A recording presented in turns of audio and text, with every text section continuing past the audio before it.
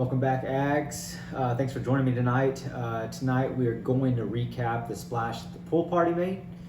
We're going to talk about the newest commit in this class from the pool party.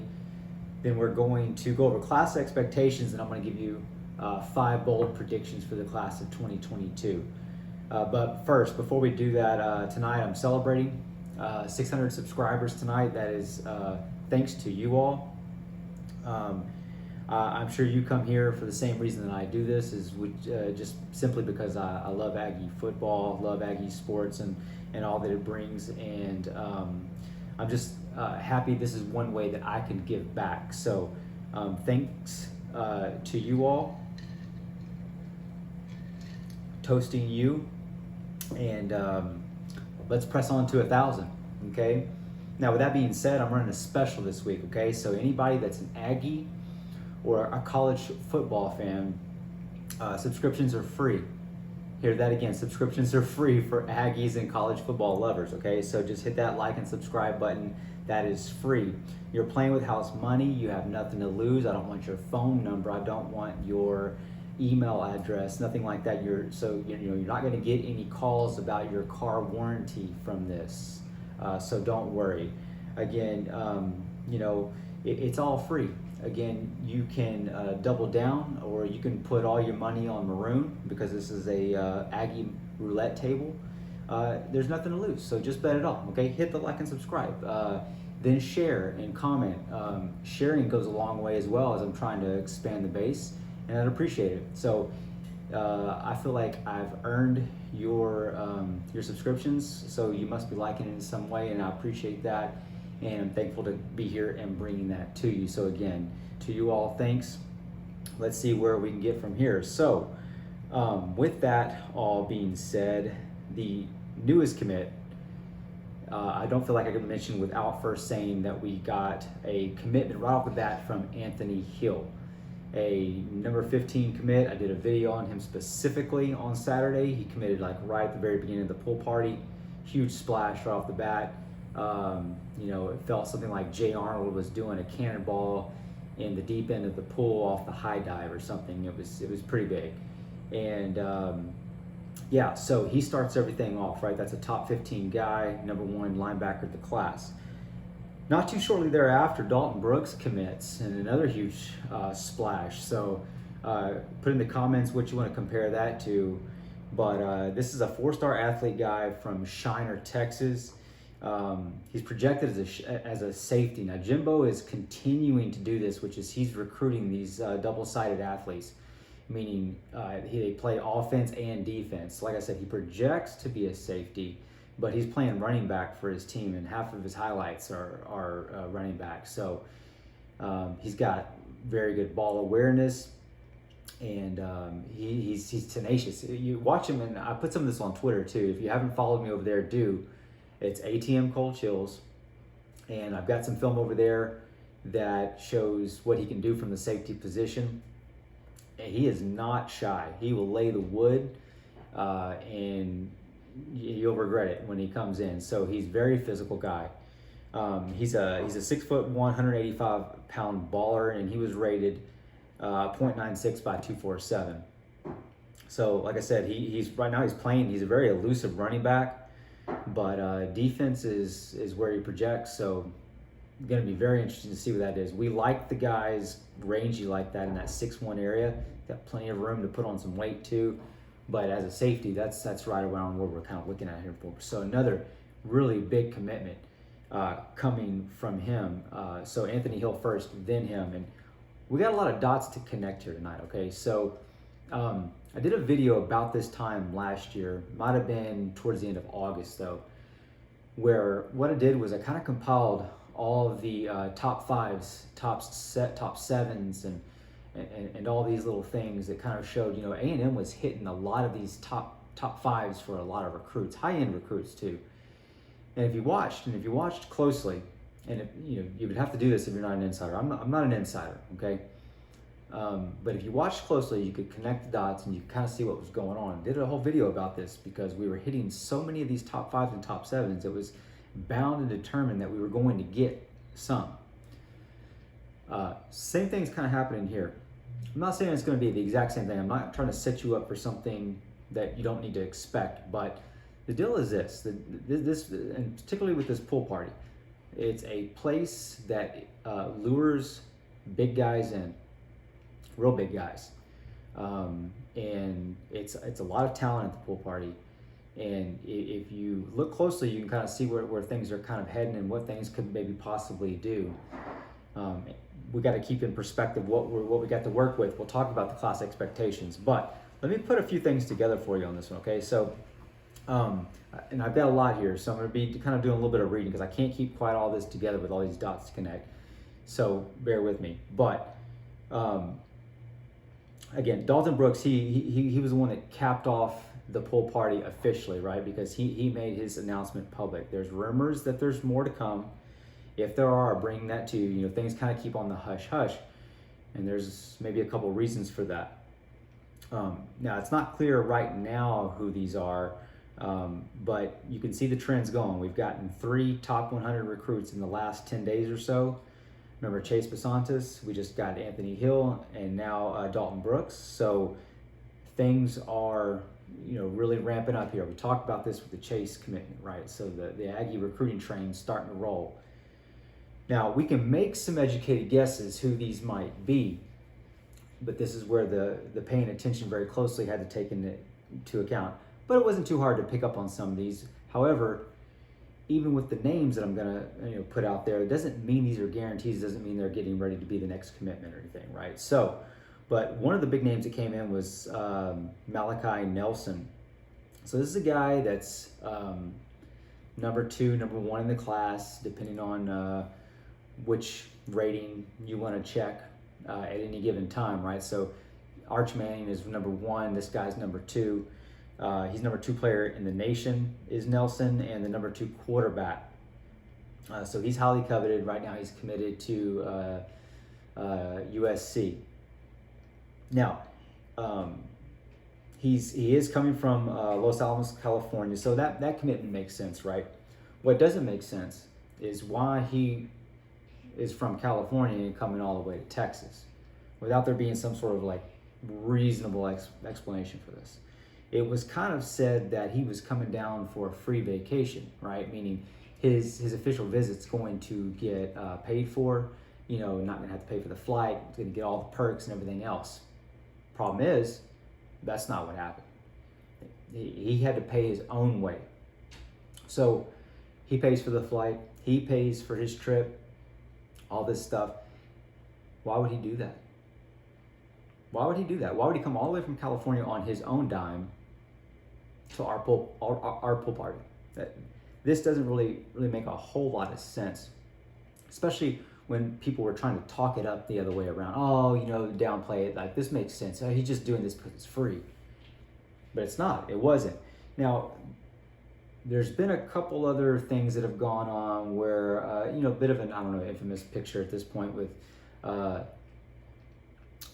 Zachariah Branch and Jimbo.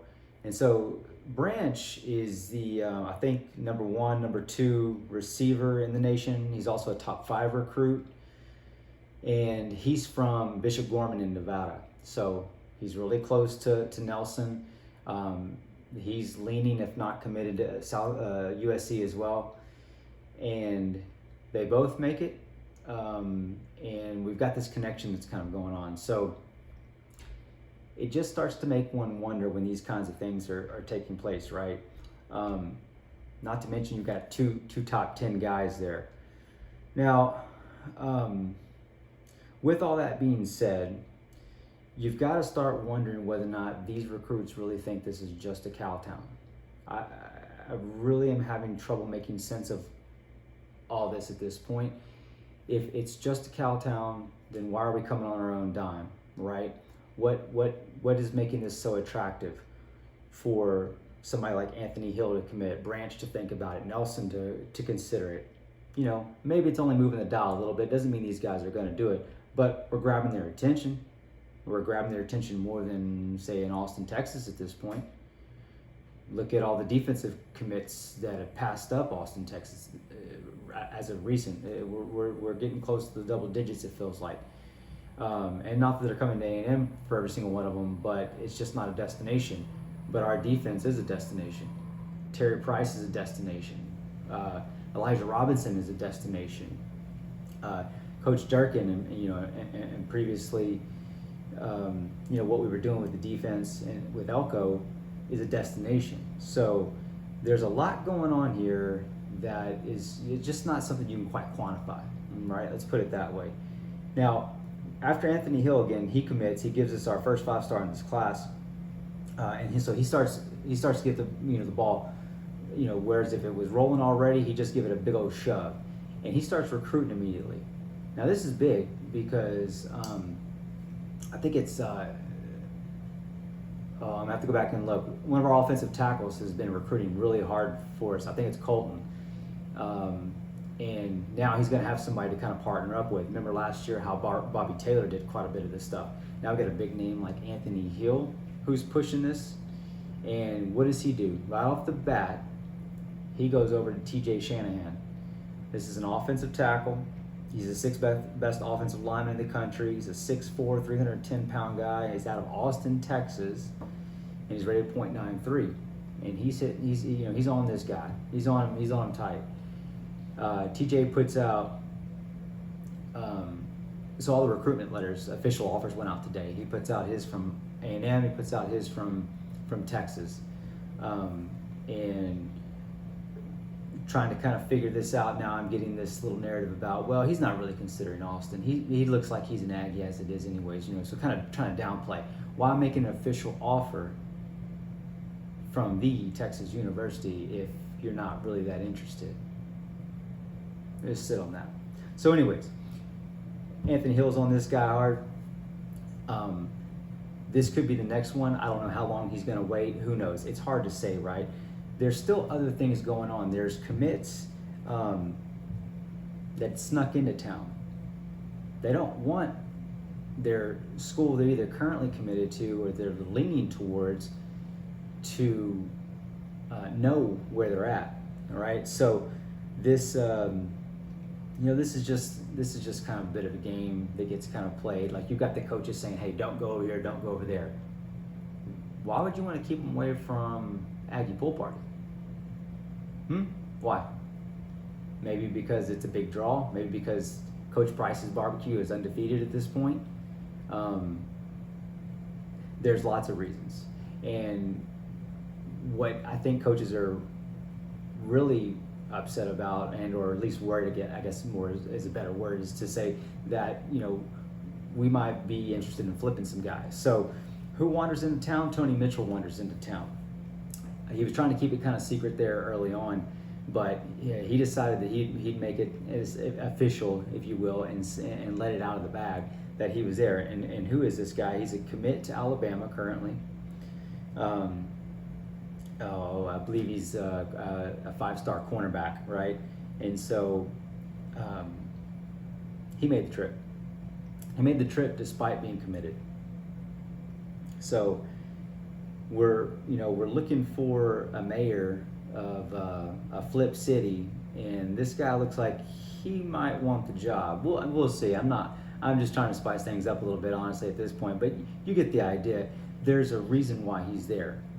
He's considering it. It's the same reason why Jonte Cook, the wide receiver that we talked about a couple weeks ago, who was joshing around with Evan Stewart, saying he's going to end up committing over to the Longhorns after 1 year because our offense is so terrible and he's going to be asking him to block.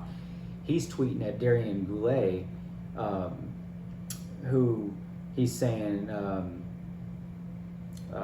let's see what his quote was specifically. Don't switch up. He's telling him not to switch up. Why would he be worried about switching up? Darian, he's good, right? He's coming to the pool party, but he's good. Don't switch up, okay? So why are we commenting whether or not, and trying to bolster not switching up? I think that says all you need to know about the pool party. The pool party is where people come in undecided and then they leave Aggies. That's what's happening. I'm not going to make any specific predictions, but with the abundance of what's taking place, something's going on. Okay, something's going to take place. I don't know how big a splash it's going to be, and or how many there are going to be, but there will be some, and there are going to be a lot of quality pieces taken throughout this class. That's just going to be how it is. So,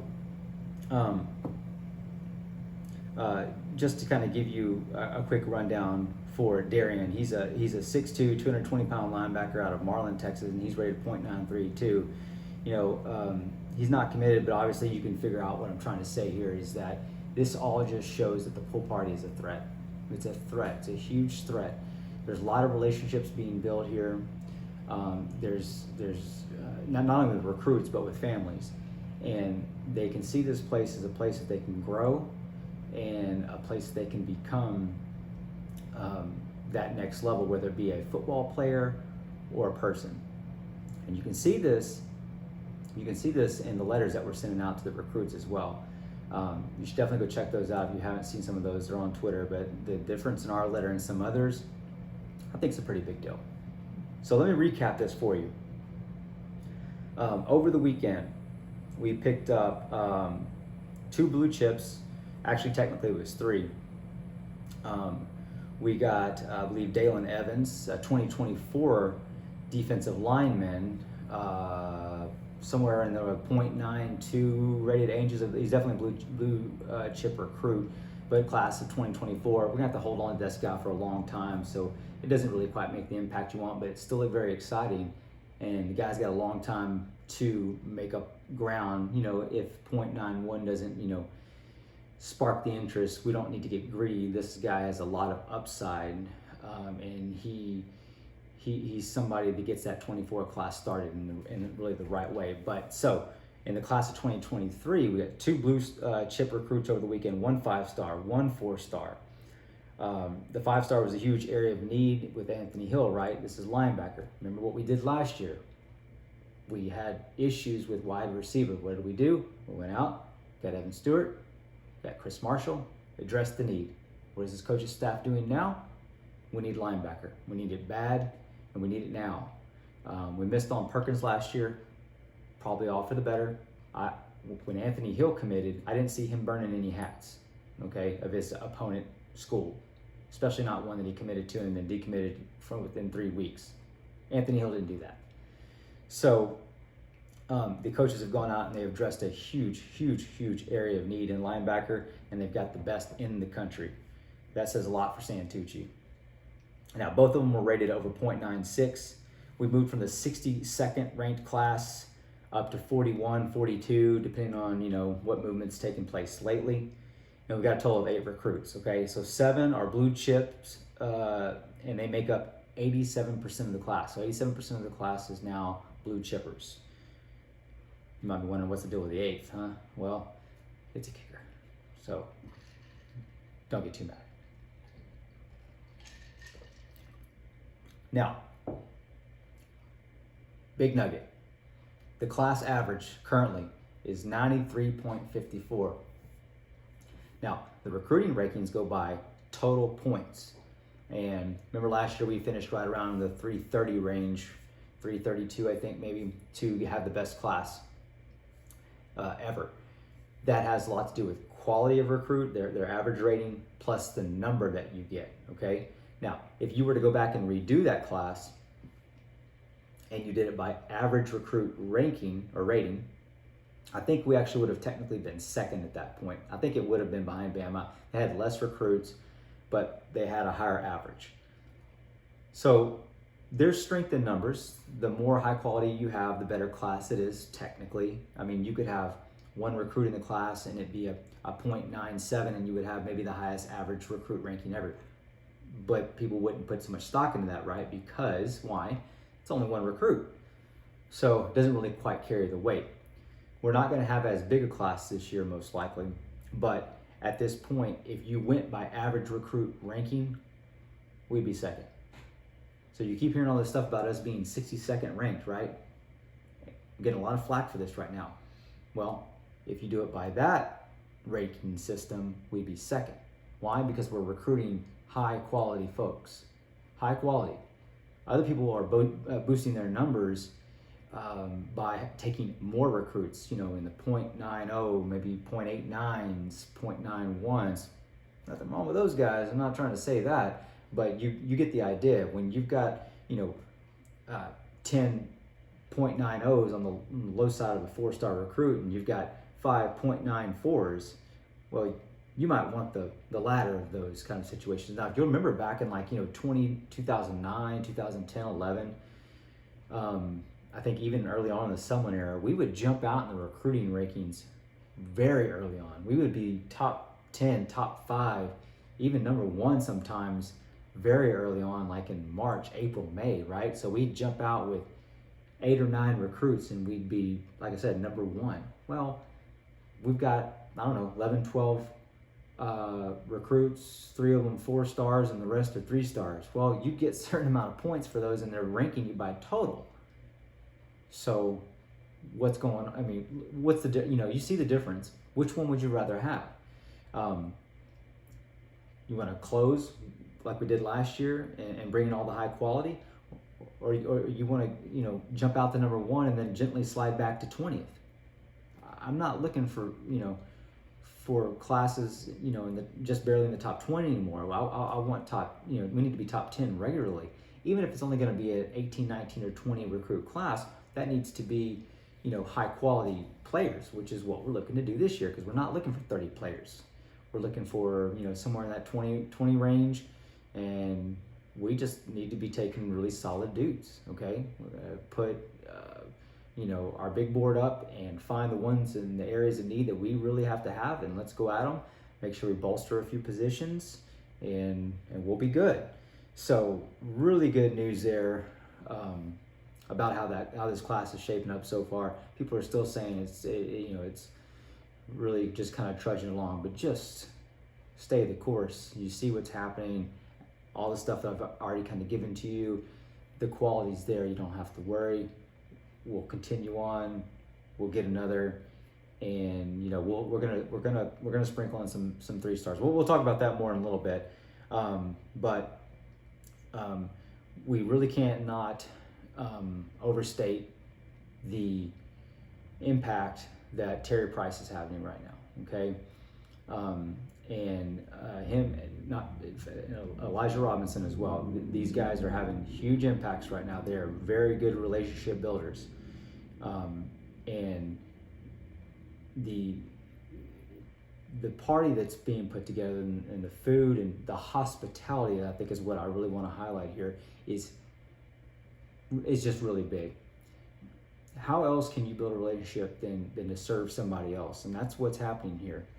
But it's really important. So I need you to get a pen, and you want to write this down and take notes on this, because I swiped Terry Price's recipe for barbecue. Okay, are you ready? And this is the secret sauce. This is it. So it's 2 cups of being real, 3 cups that get you to the NFL, 1 cup of fire, and a heaping helping of love to grow a man. It's growing these young men, and that's what their parents like to see. He puts that on Kyle Field. He cooks it up for 3, maybe 4 years, and then it serves an entire family. And that's how this is working out. This guy, if he was a professor and I was a dean, I'd give him tenure. That's how serious I am about this guy. Same thing with Elijah Robinson. We talked about this in a previous video too, about how big Elijah Robinson was, number 1 recruiter last year. It's just a phenomenal way these guys go out and they touch these kids. And not only bring them up in football, but bring them up in life. So I think they're worth everything that we're getting out of them. So again, let's just kind of recap. Again, I've sprinkled this in, what the expectations are for this class. You should not be expecting number 1 class. We're just not going to take that many guys.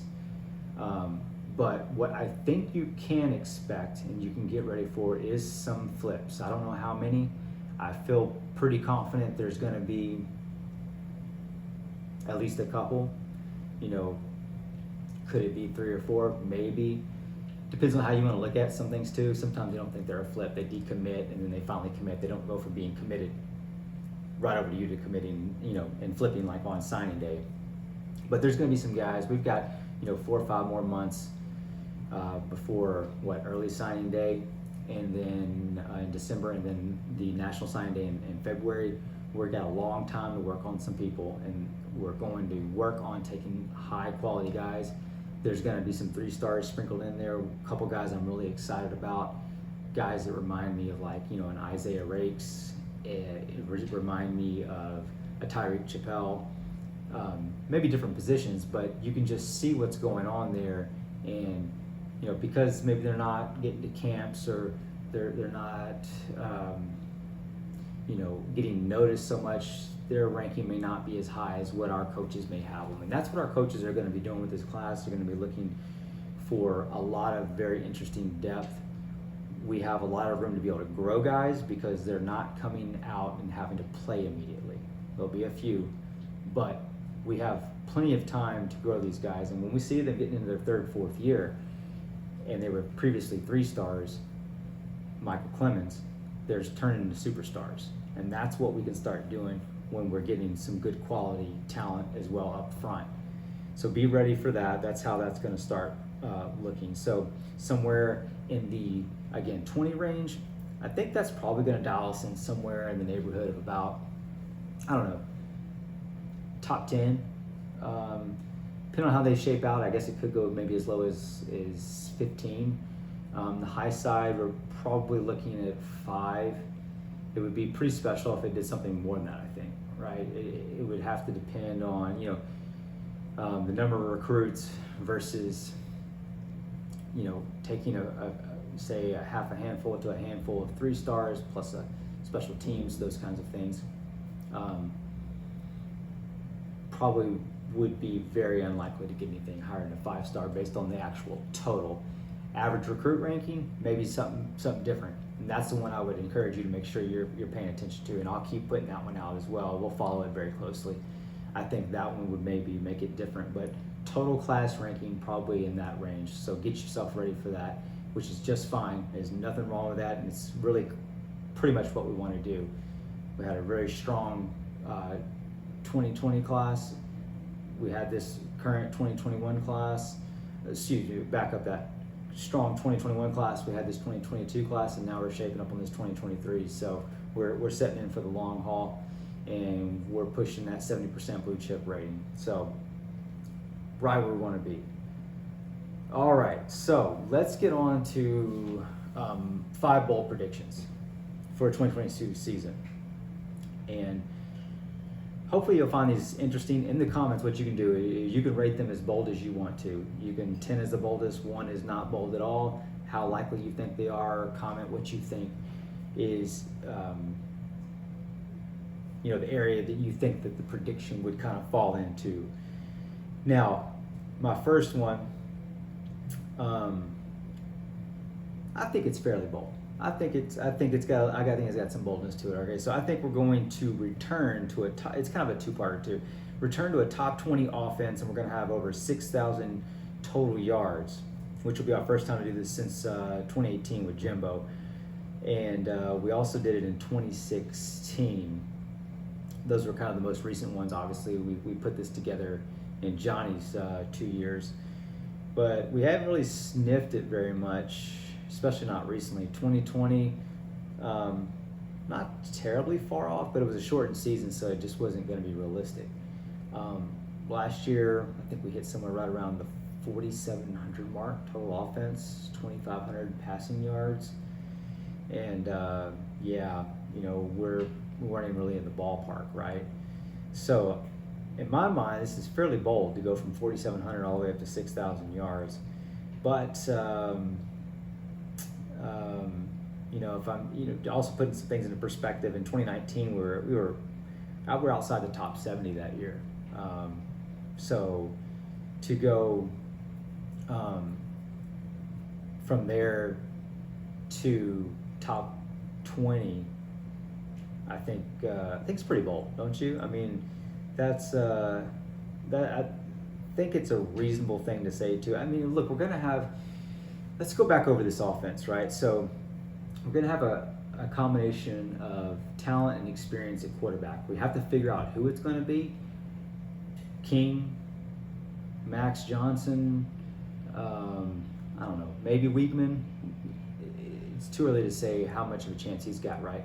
But one way or the other, we're going to have a quality QB, most likely between King and Max, and both look extremely serviceable. More than that, when we get that figured out, we've got a strong offensive line. You've heard me talk about this. I'm really excited. I'm trying not to play it up too much, but I think we've got the left tackle and the left guard figured out. We've got the middle, the right side, ready to go. And we've got a solid running back in a chain. He's got depth. We've got Anias, and again, what I'm calling is his money year. We've addressed another need in wide receiver with Stewart. There's a little bit of rumor that we may be changing up in our offense a little bit this year. That's an interesting thought. We've been traditionally a tight end based offense, and we're going to have another strong one. We've got plenty of those. Donovan Green, Jake Johnson, Garza, Smith, all look fairly serviceable. Going to do the job. And I think if we're going to be changing it up, what we're probably looking to do is throw down the field quite a bit more.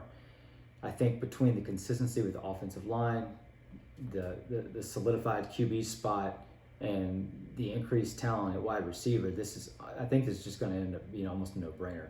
And I think we're going to lean on this a lot early on too, and do quite a bit more throwing, because our defense is going to be a little touch and go up front, at least for the first few games. And so we're going to need to have a really strong offense. So I think we're going to really put the pedal to the metal in this area this way. So that's why I think this is really realistic. I don't know if it's a 10 bold, but if I had to place it somewhere, I think it's at least in the 7 range. Let me know if you agree with that, okay? My number 2 bold prediction is that we're going to have a 1,000-yard receiver this year. Could it be 2? Is it possible? Is it possible it's going to be 2? Anias being one of them. Evan Stewart maybe being the other one. I don't know if it's going to be 2. I just kind of put that out there for fun. I think 1 is pretty good. Let me run down some things for you. You can decide how bold you think it is. Josh Reynolds was our last 1,000-yard receiver, having to reach back all the way to 2016.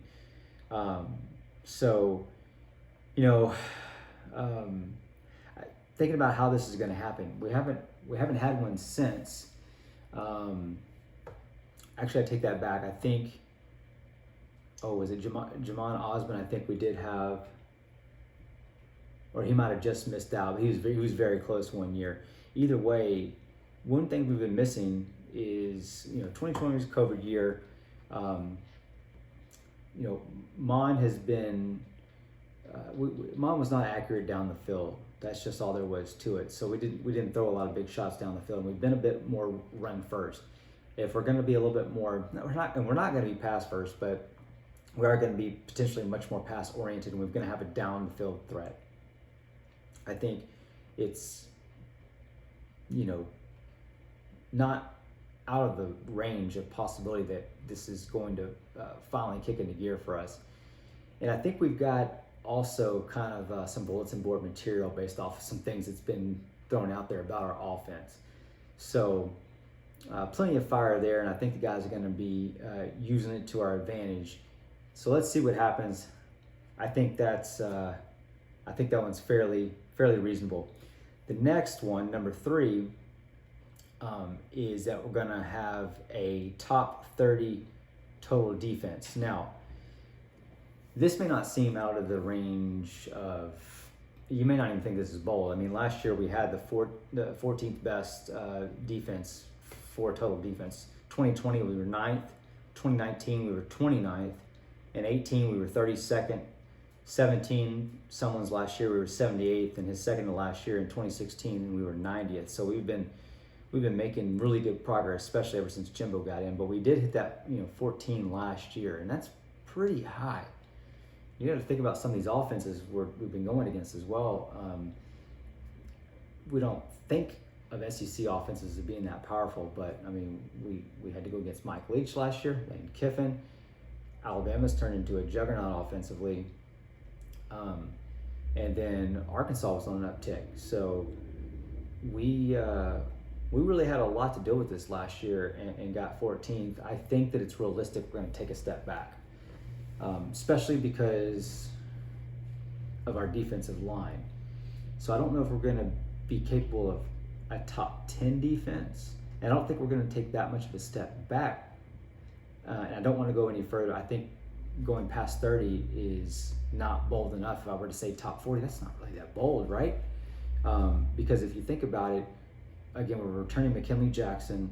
Isaiah Rakes is backing him up. Fidel Diggs on the edge had a lot of playing time. And then Shamar Turner stepping up in place of Leal means we're going to have a very solid defensive line. Still trying to work out probably what's looking like on the right edge, but still. We have a lot of capability there. It's just going to be a little bit touch and go early on. So I think we do take a small step backwards, but I still want to keep it bold. And I think saying it's going to stay at the top 30 while our offense is also a top 20 is saying something. The combination of that also is kind of in and of itself a bold prediction, don't you think? So don't forget what we got on the backside, and we've talked about this quite a bit. We're figuring out one position in Leon O'Neal, and we've got a high-end 3-star in Tyreek Chappelle and basically 4 stars everywhere else, and 1 5-star in Jalen Jones. We got Antonio Johnson and Damani Richardson playing huge roles for us there, and maybe we're looking to put in Gilbert for O'Neal, and we talked about maybe even a Bryce Anderson, maybe even sliding Jalen Jones back and putting in Denver Harris at corner. So our DBs should be a strength, which is going to help us keep that defense, potential up there, because most of the yards other teams are getting in the first place are passing yards. That's where they get the bulk of their yards. Okay, so number 4 is going to go nearly hand in hand with number 2. And I think we're going to have a 300-plus yard passing QB this year.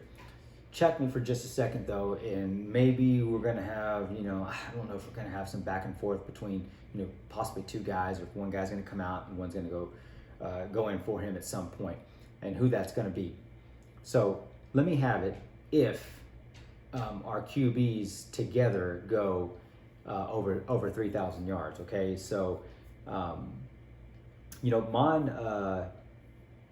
I think he did this in 18. He probably would have done it in 20, if not for the shortened season. But before that, you're going to have to go back to 2013 and 2012 with Johnny before you're going to find that again. Before then, it was a staple. 2009, 2010, we did have the combo with Gerard Johnson and Tannehill, and then we did it again in 2011 with Tannehill. But I'm thinking that we kind of get back to the standard we'd had in this area. So like to spice it up almost just a little bit. I wanted to go for 4,000. I really wanted to go for 4,000, but I wanted to keep it a little bit more attainable. But you know what? I think let's up the ante. I think let's go for 4,000 yards. We're gonna have a 4,000 yard passer this year. That's got to be a 10 on the boldness factor, right? 3,000 probably a 7. 4,000's got to be a 10. Tell me what you think, okay? Last prediction. This may be my favorite. A chain's going to give us our 3rd consecutive year with a 1,000-yard rusher. I don't even think it's that bold. I really don't. I think this is somewhere in the 5 range. Again, let me know what you think. Do you think it's that bold? Do you think it's possible? Here's how I imagine this happening, okay? And I think I had this prediction similar last year that we might end up with 2,000-yard rushers, and I think we were pretty close. So of course Spiller goes over 1,000, not by much, I believe. But a chain had quite a few yards. They weren't all rushing. He had a lot of all-purpose yards, meaning kickoffs, which don't count at all. And then you have receiving yards. They kind of get into this, and of course those don't count either. But he was up there. I want to say he had probably 600-700 yards rushing, and Spiller was over 1,000. I don't think this is out of the realm of possibility again, because I see us starting off with Sam Houston State. We're going to go right on Appalachian State. You got to think these are definitely two 100-yard rushing games right off the bat. Now, he is such a deep threat that I think he's liable to have some, want to go back to, 2010 Cyrus Gray. He broke, a 60-yarder and an 84-yarder against Texas that year. I can't remember quite two long runs in a year.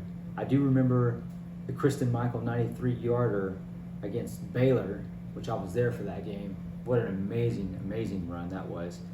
And I think this guy's going to rival some of those. We might see a really deep scorer. 93 yards, I believe, is the record for longest rushing touchdown. And he has every bit of the capability of doing that sort of thing. So the combination of him being able to do that with regularity, and then we're going to play UMass later in the season, it's possible he could put 200 yards up on each one of these games and already be at 600, right? Of course, he's going to want to get some quality yards against SEC opponents as well. But just thinking about those games, definitely a possibility. We play South Carolina like we have every year. We got an opportunity there again for another 100-yard game. Let's see, we play. Who's going to have a stout running defense this year? I don't think Florida will on the other side. We'll get into that more when we get into the game predictions for the season. But between them, between Mississippi State, between the defense that we might see now that Durkin has left Ole Miss, revenge game against LSU. I think we're looking at a possibility of this happening. Not to mention, we didn't have a bowl game this last year, and if that happens, you get that extra opportunity. So this, for me, I think it's 100%. I'd like to put a bet down on this today. But that being said, those are my 5 predictions for now. Okay, so man, that was fun. And like I said, like and subscribe. As soon as more information comes about anybody committing, I'll come on here and make sure you got the news first and foremost, okay? Again, thank you so much for all your support. I can't say enough, and we will see you soon. Gonna do as soon as the season or fall practice starts next week, I'll do a season preview and predictions for win-loss total.